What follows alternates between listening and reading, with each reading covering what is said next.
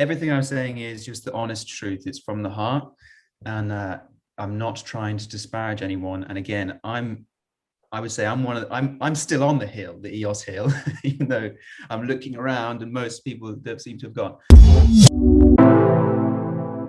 So I am here today with Callum, Simone and Marco from Dao Bull. Congratulations, guys. You are the victorious hackathon entry. Congratulations. How are you guys feeling about it? Good. Yeah, good. A little unexpected, I'd say, but good.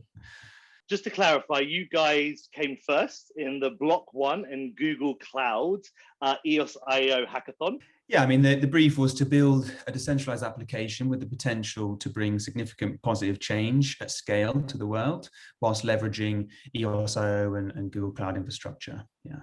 Okay, so you guys are called Dao Bull. Now, could you explain to our audience, first of all, what a DAO is? Yeah, decentralized autonomous organization, what really is that? Again, I would think about it as an online community, right? But with a tool set that you're not used to having. Traditional online communities have got the kind of tools that they're used to, so they can message each other back and forth, they can share images. I mean, if you think about something like Reddit, that would be a good example, right, of a Reddit community. But with a decentralized autonomous community, we have a whole new set of features that are brought about because of the blockchain. And those would include being able to raise capital and being able to kind of effectively govern and allocate that capital, which is a very new thing for online communities. Obviously, you can't do that in Reddit right now, but the potential for these communities to bring change to the world, leveraging this tool set, I think is quite high. So what are the tools then on a DAO, and how does that work with Dao Bull specifically? Like, what was the concept you guys pitched, and what kind of real world problems were you hoping to solve? One very important thing about DAOs is that they have the possibility to mint and distribute a governance token. Think about a community that is, for example, a very small community of people that in their spare time are taking care of a garden. Some people might have more time, might be committing more resources, while some other people just sometimes is a more occasional, casual commitment. So the community can have the possibility to mint a governance token so that they will measure how much each part of the community has contributed to this organization. And this governance token can just be used to take decision on the future vision of what to do, on very practical things. And this can allow a group of people that are part of a community to actually take decisions that are automatically enforced, because it's on the blockchain, so it's in a distributed ledger. It's something that it's automatically with a smart contract enforced. So if they decide to spend $1,000 to plant a determined kind of trees, this kind of action will be automatically executed and the money will be transferred to the people that is selling the trees in that case. So you would create an EOS token on the EOSIO mainnet, and that token is effectively the kind of like an NFT, but it's like it is the representation of that share, or one token, one share, or is it divided up? So for example, for how we developed our prototype for the hackathon, users had the possibility, when creating a DAO, they were creating also a governance token, and that's an EOSIO token, which is the standard basically on the EOS blockchain for tokens. And so yeah, it's divisible. I think the long-term vision of Downbull is that users, when they come in and set up their own DAOs, will be able to choose between a variety of different tokenomic and governance architectures in the first version of Downbull. If you want, I can share my screen and we can go through it, and that maybe would help to kind of... Yeah, that would really help clarify. Yeah, that'd be great. So just a kind of caveat here, I'm not going to show you the live site. I'm just going to show you some of the prototypes that I built during hackathon, and the one that I'm going to show you is called Decentralized because at the time we hadn't decided to call it Downbull, so it's got a different name, but it is Downbull. Great reason. Yeah, this prototype is the most accurate reflection of what we submitted during the hackathon. Obviously, you can't access right now, unfortunately. But the principle would be that you would land here on the homepage, and you could choose to search through the growing communities of DAOs, or you can obviously choose to create your own. So if you create your own, they'll be able to connect their wallet. And in this first version, you can't kind of create your own EOS account, but I think that would be important going forwards. In this example, we'll connect the Anchor wallet, and we'll kind of skip over all of the intricacies of what would be there. In this example, you'd be setting up your DAO for the first time. You just name it, quite simple. And again, in this first release, there is only one form of governance architectures, one token, one vote. Relatively simplistic, as you'd imagine. In the hackathon was only a month long. So at this point, you would be able to choose between different voting architectures, and the same with the tokenomics and the shareholding. But here, because we only have the one form of tokenomics in this first set of Downbull features, you just kind of divide up the shareholding at this point between that token. But people could use this in a myriad of ways, right? To raise, you can come in, you can. Even potentially you could use this to run a business and have the shares reflect a more traditional share structure rather than a governance token. And at this point, you would go into the DAO and you're able to look at the shareholders, look at the financials, and vote on how you allocate those financials. This is the prototype that we used to build what we ended up delivering for the hackathon, but we've not stopped working since the hackathon started. So we've moved quite far ahead from there. So maybe at the end, or whenever you like, we can go through the current iteration of the prototypes and kind of talk through some of our ideas there. There are lots of different prototypes, but I'll show you this one. This is my current favorite that we're sending out for testing. And what I'm trying to capture here is the social side of what we think Downbull is capable of, right?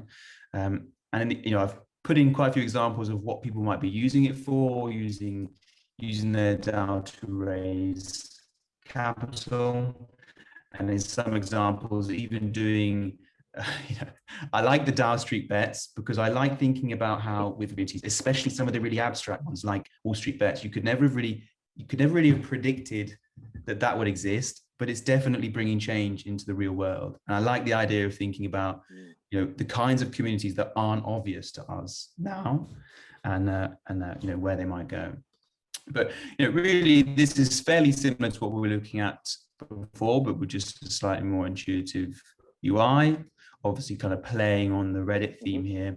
And we're quite keen to try and make sure that the user experience feels closer to a more centralized experience for what people are used to. I feel like the problem we have a lot in blockchain still is user experience, and it might be easy for us, but for the average user, it's just really hard to kind of break through with a lot of these decentralized applications. So we're trying to play around with how we can make it more user friendly. And I mean, it looks absolutely great. So in theory, I mean, you could literally run an entire organization here, couldn't you? From sort of the entire business apparatus, from shareholders, investment. Could you even do things like dividends and interest earnings? Yeah, I mean, the long-term vision, shares? we could really, the possibilities of what we could do with the tokenomics and the governance architecture are limitless. And the long-term vision is to try and provide communities with a more sophisticated level of digital asset security than they'd get at the bank, and more sophisticated governance architecture in the long run than they'd be getting in their nation. Because of the nature of software, we can play around with ideas pretty quickly. Although we just have this one token, one vote, kind of one token per DAO shareholding system right now, that is just the first version. And really, where we go is going to be driven by the process and user feedback. But yeah, I think that's a great idea, and definitely something we'd be looking to explore. Can you give a bit of information about the team? So like, who does what? Who does sort of the UIs? Who does the back-end engineering? That sort of thing. And how did you guys meet? So, we're a cross-functional agile team. So most of us are kind of multidisciplinary, but we've all known each other for years. The kind of team that we got together, for example, the guys are mostly consulting on projects I'm spending most of my time at the moment, but we've kind of come on and off projects with each other over the years. And we've also done a few hackathons together, and we were all EOS maximalists back in the day, and to kind of get the opportunity to work on the EOS hackathon together is something I've been really eyeing up, because I went to the London Science Museum one. God, when was that? 2018, I think it was, which was without, 1890, wasn't it? hands down the best hackathon I've ever been to. It really was. I had no idea how much money Block.one spent on that, but it was fantastic, and we'd always kind of eyed up working on the next one together. So yeah, kind of got the team back together to work on this and to win is amazing. You said you were EOS maximalists. So what was it that drew you to, say, crypto, blockchain, and specifically EOS itself in the first place? Yeah, I heard of Bitcoin a lot of time ago. Probably it was like 2012, 2013. But I didn't give Bitcoin much credit because I didn't understand the power of blockchain at the time. Then the first real blockchain project that I got interested into was Steemit. So the second Dan Larimer project, and I really did like the possibility to have a social network that was decentralized, that will distribute the tokens and that will distribute the value back to the community. Basically, it's something that I really did like, and I got really into Steemit, and then I. Probably for like 1 year, I got a little disconnected from Steemit because I didn't like what was happening with governance. And so I was very happy to know that Dan Larimer was creating with Block.one a new blockchain that had the same technology, but allowing everyone to create a blockchain. Because basically the idea behind EOS is that, so Dan Larimer and his group created Steemit. Then they created EOS so that anyone can create a blockchain. And what we are trying to do with Downbull is to push this a little forward by making the creation and the use of a DAO, of a decentralized organization, as much as possible user-friendly for real communities that already exist. And this is one, like I said before, this is one of the use cases that I think can be very interesting. And one of the reasons why I like EOS is because we have fast transactions and the possibility to have very cheap transactions. Because if you think, for example, to raise funds on other blockchains, one of the main problems that people could face is that if you want to raise a lot of money for a big project, then it works. While otherwise, if you just want to raise, say, 5K, 10K, or something similar, you will spend more just on making the smart contract, putting the smart contract on the blockchain, than you would spend on actually funding your project. And this is something that I think EOS, with its problems, is trying to solve and to evolve over time.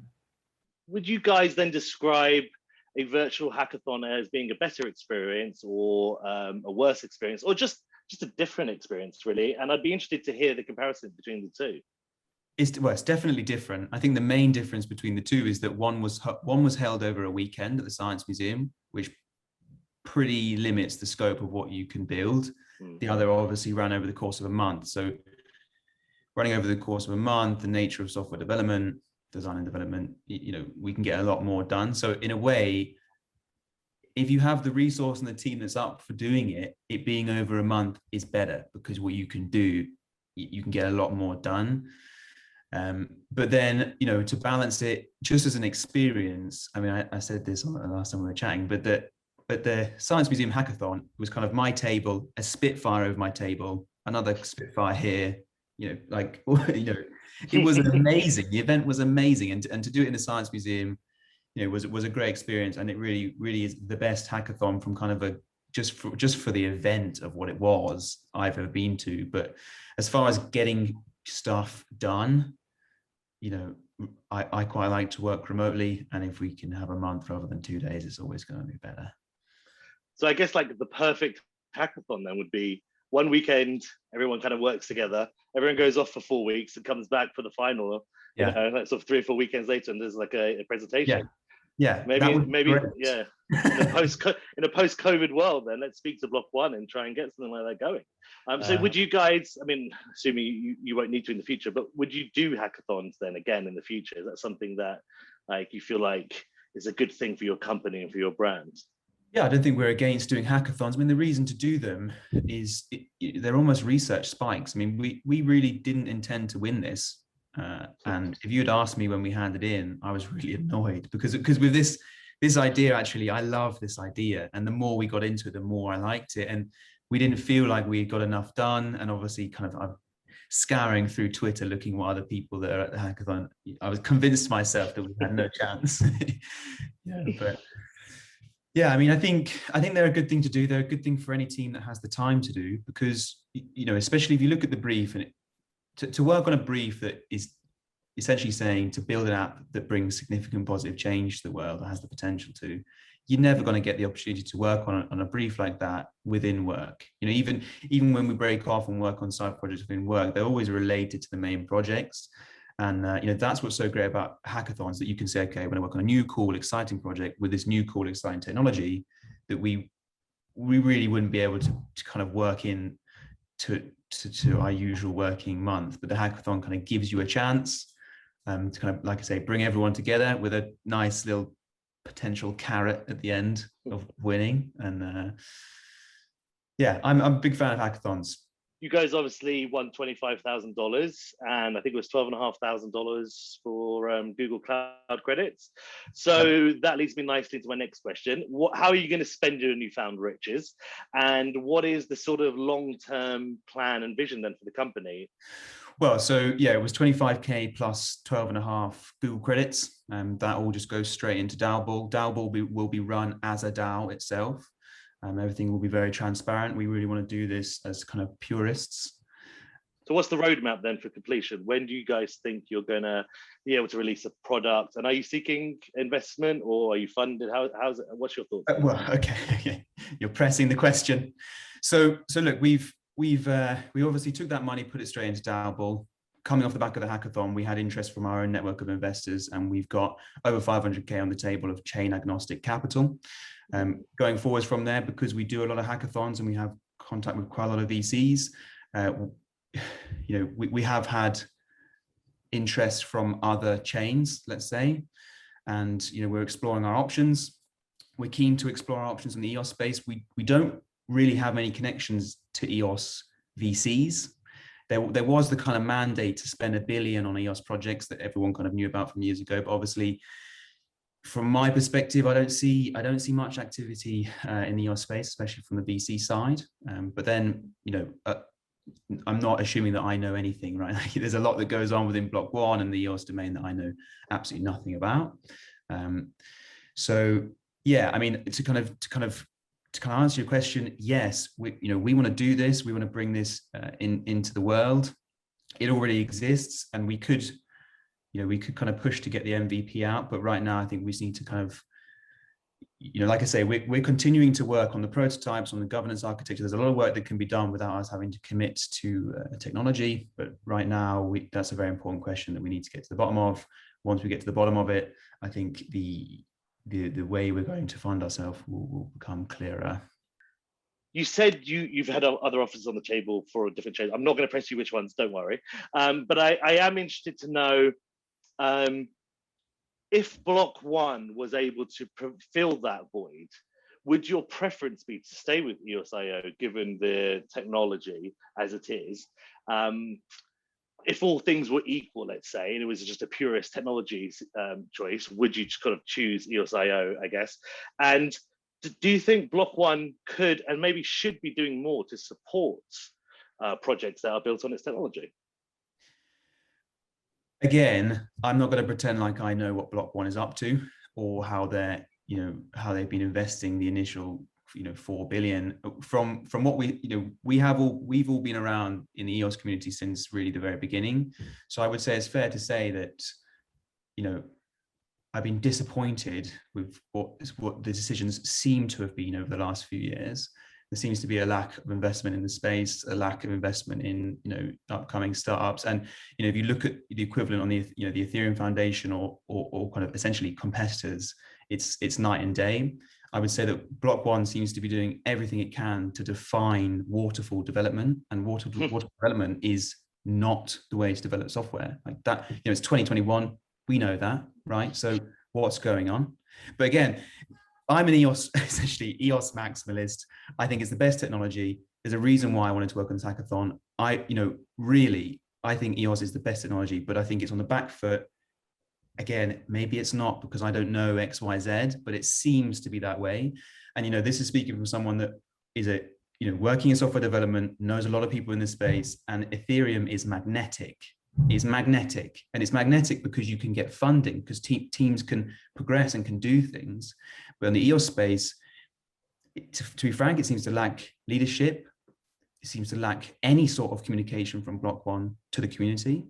And we're talking about decentralized projects here. The community is so important. And I think the community is a little salty because they know that you've raised so much money and they want to see where the money's gone. I mean, the rumors, if you go by Twitter rumors, Block.one's just bought Bitcoin and disappeared. But obviously, I don't believe that. I think that they're working on lots of projects, and I'm sure they've invested in loads of things in the EOS space, and it was working on the EOS mainnet, but I haven't seen it. But that I don't know if that's a reflection of the truth. It's just how it seems to us. But to kind of get back to your point, we believe in EOS. Personally, I think that EOS is the only technology that's actually ready for prime time right now, like today. I think that seems to be getting forgotten again by the community. There's this huge disparity between the technology and the the kind of perception of that technology within the community. EOS seems to have a massive branding problem. And without going into too much detail, I worked on projects in the past where, we've got this concept, got the customer building this decentralized application, and they're like, oh, do we build it on Binance? Do we build it on Ethereum? And I cannot believe in 2021, if you'd told me in 2018 that customer wouldn't even know what EOS was. Oh, what's EOS? Didn't even know what EOS was. How has that happened? And that for me, it does make me a little angry, and it kind of leaves me wanting to ask the question. So I guess to answer your question, if anyone Block.one is answering this, yes, we would love to go with EOS and we want to work with Block.one, but we have questions for you that we would need to have answered. And I think the community needs to have them answered. Or EOS is potentially on a bit of a knife edge, I would see right now. Like, there needs to be change from my perspective. But again, that's just, I don't know how much that actually needs. Well, your perspective is that your truth, right? And your truth is repeated consistently when I speak to projects in the EOSIO community, and it's reflected in our own project. So we're self-funded. We built our platform on the EOSIO mainnet. We decentralize all of our content on the IPFS. We are growing at an exponential rate, and we have plenty of offers from chain agnostic and other chains who are very keen to poach us, and very little support or kind of what's the right word, but like pull factors from Block.one to say, look, we've got you. We really appreciate what you're doing, and we want you to stay. And if the issue is resources, well, ironically, we're the most resourced company in the space, so we can happily help you guys out with that. So I think the top end, they're there, but the sort of middle startup end is lacking. Carry on, Caleb, sorry. Well, so top end, they're there. What do you mean by that? Do you mean voice? Well, they've made some. No, I just mean they've made some significant investments. Everipedia, things like that, 30 million via Galaxy Digital. Yeah. Sorry. Well, and again, is that the right thing to do? Is the right thing to do to take your? I mean, if you're saying we had this mandate, if I remember the wording, it was we had $1 billion to invest in EOS projects with a whole series of VCs with a mandate to invest in specifically EOS projects. Well, if you look at how token networks were distributed in the past, it was mostly through burning electricity in order to create these tokens. And so the thesis behind our token sale was to take that capital that was normally used to create tokens and then divert it back to the developers that are spawning the next generation of innovation. So we just announced $1 billion fund for EOS VC. We're investing that with partners throughout the world back into the hands of the developers, so we can see what comes from that type of capital innovation. Is the smart thing to do to put all your eggs in one basket? Is that the smart move?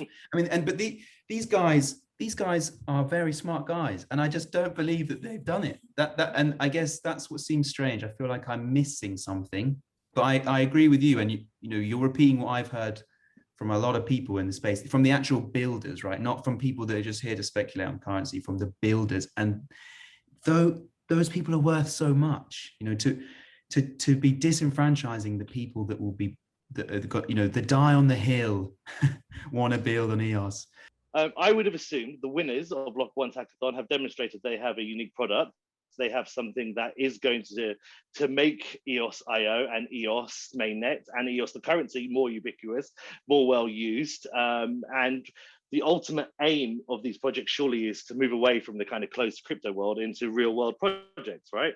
You guys are that, we are that as well. Yet there is that disconnect. I don't understand how at the end of winning your hackathon, there wasn't an offer for Block.one on the table.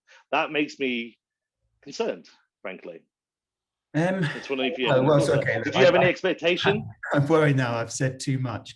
I guess what I'm saying is, everything I'm saying is just the honest truth. It's from the heart, and I'm not trying to disparage anyone. And again, I would say I'm still on the hill, the EOS hill, even though I'm looking around and most people that seem to have gone, you know, there's just so many unknowns. And I think the problem is I'm making all of these statements, but I'm basically gathering my information from, you know, the internet, Twitter, blog. I've got almost nothing from Block.one as to what their strategy is. So I can't really speak to it. I can only speak to my perception of it. And as far as them contacting us, I mean, so the way that the hackathons work with EOS is if you win, you get the prize. And then they've made a point of saying that you'll have the opportunity to talk to Block.one and partners. And we have obviously pressed them to try and find out when that would be. But at the same time, like when I say that we're agile and cross-functional, like a month is a long time for us. And again, in my software world, a month is a long time. And we don't want to wait. We're not going to wait. So, you know, we will see. So if I'm a bit more forgiving with Block.one. Also, if when Dan Larimer left Block.one, I thought 100%. Also, if I didn't know the background, that he did the right choice, because it has been an important signal. Also, if it pushed down the EOS price quite a lot in a bull market, especially. But I think, but generally speaking, I'm more forgiving with Block.one because they are a centralized company and it's very hard to run a centralized company. One of the reasons why I really like our project is that actually what is going on for what I'm studying, because I'm also studying psychology of organization and a lot of things in the organization, is that actually most of the successful company, Google included, for example, are building up a very decentralized way of working and especially of development. For example, the agile style itself is a very decentralized model. So what I guess is that this kind of thing is not hard, is not easy to be managed when it's linked with investing money, because for one person, also if he's the most talented, like probably Mike Novogratz probably is investor, or one of the most talented investors in the world, it's very hard from just a vision, a small community, to identify are they the right people to put money on. And one problem that is present in the EOS community, so not in Block.one, from my point of view, that is pushing a lot of people away from EOS, and probably Marco can say something about this, is the choice to use C++ instead of Ethereum virtual machine and other languages. Because what's happening is that if you build on Ethereum, you have a lot of open source code to start with, to build your, for example, your decentralized governance model. You have a lot of code and of things that have been tested, for example, by Aragon and by DAO Stack or other communities. While on EOS, everything is new. And one problem that happened, I don't know why, but there has been this culture in the EOS space of making closed source softwares. Like, for example, I investigated just a little bit what is happening on the DeFi space. I wasn't able to find one single DeFi protocol on EOS that is open source.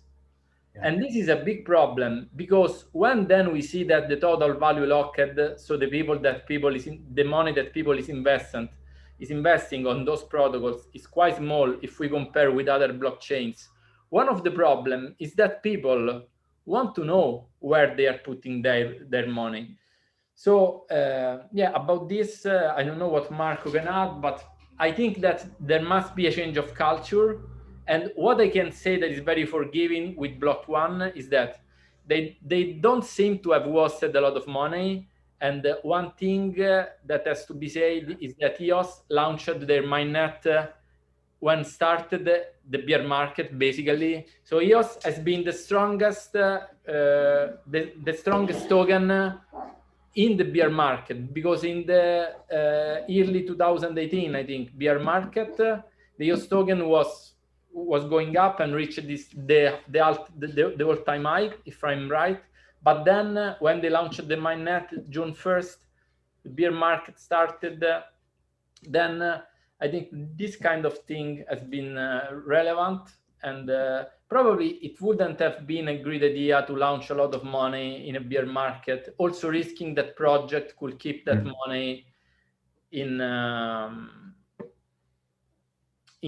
Tether, and then the Bitcoin or EOS token value will go up and they will find it. So yeah, it's complex. The community can't just rely on Block.one. You know, that wouldn't be particularly decentralized. So it's not even like I think we're critiquing Block.one. Like you say, and in many ways, Block.one is a fantastically successful company, right? For me, it's more what happened to the billion that was going to be invested in EOS mainnet projects. That's my question. That's my question. And will this new product run on the mainnet? And if not, what's going on? Voice not running on the mainnet, Bullish not running on the mainnet. Like, it'd be nice for some Block.one products to run on the mainnet. The mainnet is your advertising platform, right? Like to be neglecting the mainnet is what everyone looks at. So when developers are trying to working with clients, say, okay, what chain should we use? And you say, we should use EOS. It's got the best technology. They say, okay, who's using it? Oh, the guys that made it aren't using it. Okay. You know, and how can you get that sell? How can you sell it in versus Ethereum, Solana, Matic, or whatever? That it's the kind of PR side. And again, I think for the technology is great, but there's a tricky. So, like, what could the community then, like, what would an ideal community look like to you guys? And maybe Marco, you could open on this one, but I'd love to hear from everyone. I think that yeah, I've also used to be like an EOS maximalist in the early days, but with the years, looking at how things evolved with Block.one, I lost a bit of faith. I think that in the last few weeks, we are seeing some positive signs. For example, the grant given to the two block producers, I think it's EOS Asia and EOS Nation. Yeah, to build an open source grant platform. I think that it's something very important. And actually, I mean, maybe it would have made a big difference if it was something started a few years ago. And also this new initiative by Dan, the Eden EOS, which hopefully will be sustained by Block.one and funded. I think that those kind of things are what were missing and could bring, if successful, could really turn the tide for how things have been in the last few years. Simone, do you have any thoughts on an ideal community? What improvements would you like to see? Well, yeah, first of all, I think that one of the most important layers of security in the blockchain is reputation, actually. So I see proof of work just as a way to leverage the reputation, because if you have invested in ASIC hardware, then you are committed with either Bitcoin or other chains.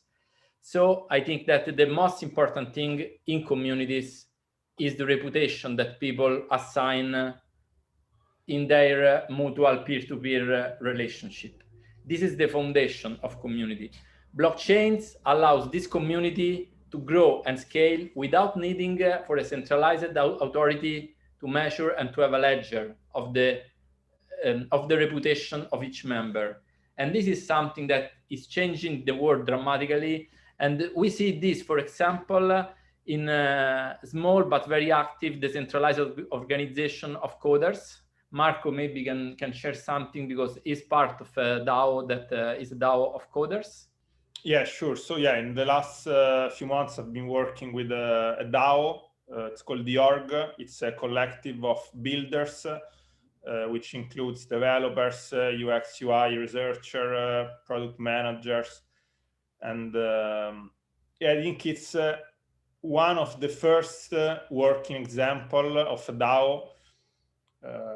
Because I mean, yeah, there is a lot of like theoretical stuff going on in the blockchain about DAOs, but we haven't seen yet some real world application. And I think this is one of the first where yeah, basically a group of people organize themselves and really deliver something, so they're able to build something with a great productivity and compared to a centralized company are not able to happen in a, I mean, a lot of advantages Gotcha.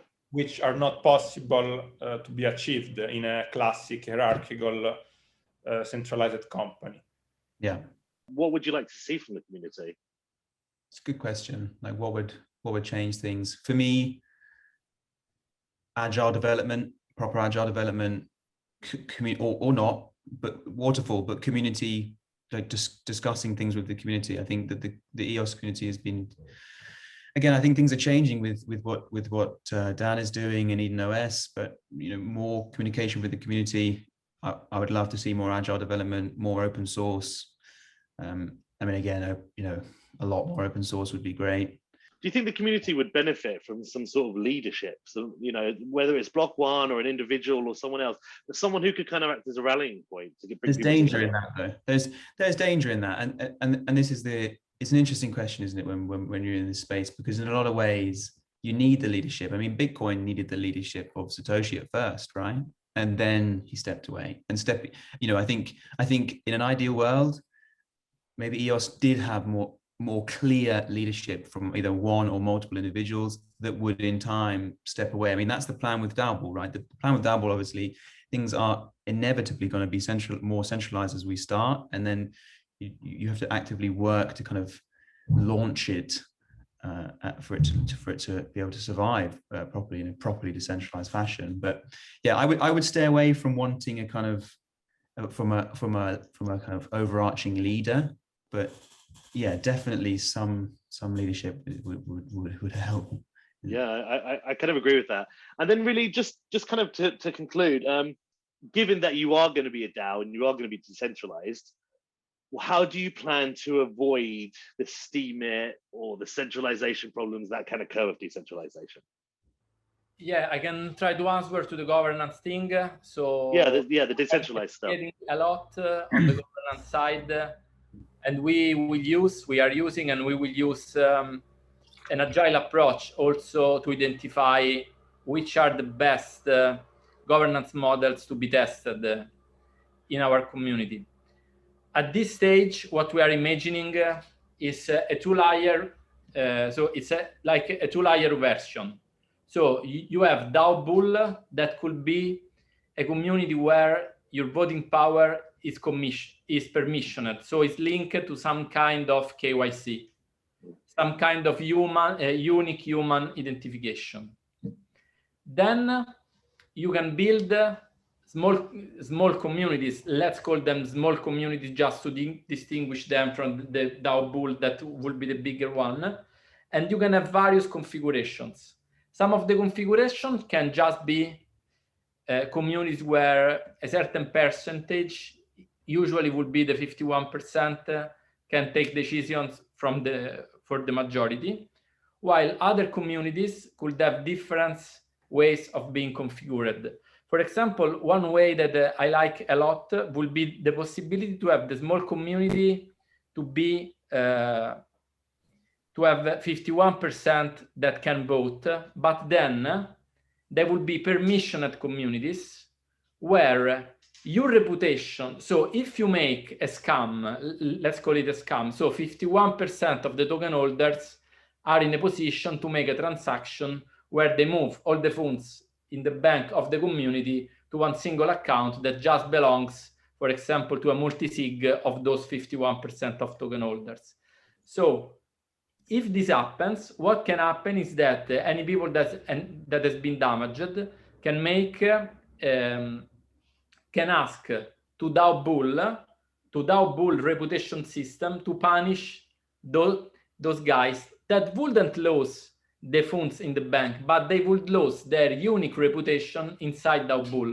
And in that case, even if they didn't make an account in DAO Bull, if one way they will have some kind of debt versus the community.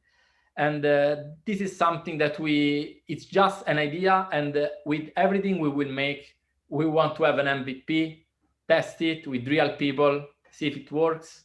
And we are also doing another thing. We are investigating a lot in existing DAOs and also in existing cooperative organizations that are not structured on the blockchain, to actually see from reality, from a qualitative and quantitative approach of research, what's actually working when a group of people is capable, just with the network of relationship, to build something great while being not easy to attack by single bad actors that could try to steal the funds and the ideas also from the community. This is what is going on the governance side. Downbull, it's a great name. Where did the name derive from?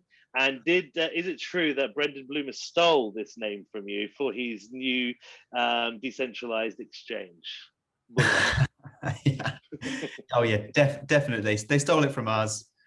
I mean, I'll be honest. The name was kind of late night on the hackathon. Me on 123 Reg, just searching.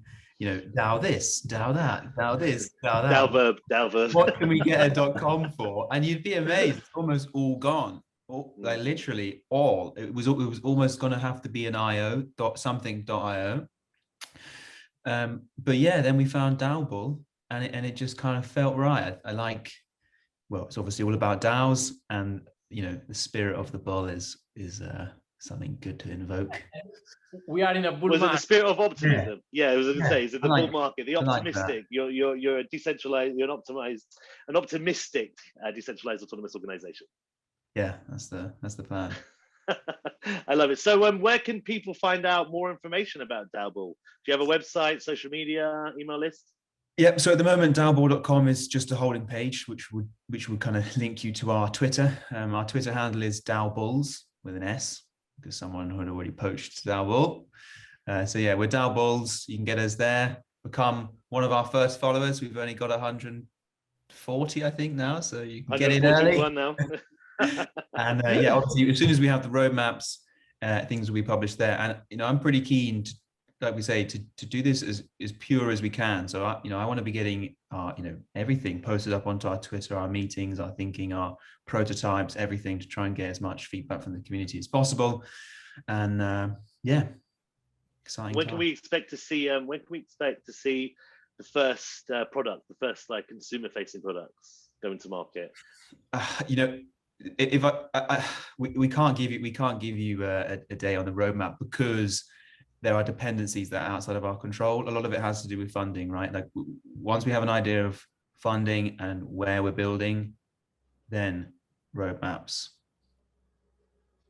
Yeah. So you hear that, Block.one? If you want to hear more from the fantastic Downbull, who are victorious at your latest hackathon, then frankly, they need some funding, and it would be bizarre for you not to. So guys, I just want to thank you so much for taking some time to speak with me today. It's been really interesting, really illuminating, and I think the DAO itself is phenomenal, and I think you guys are going to do incredible work in the community.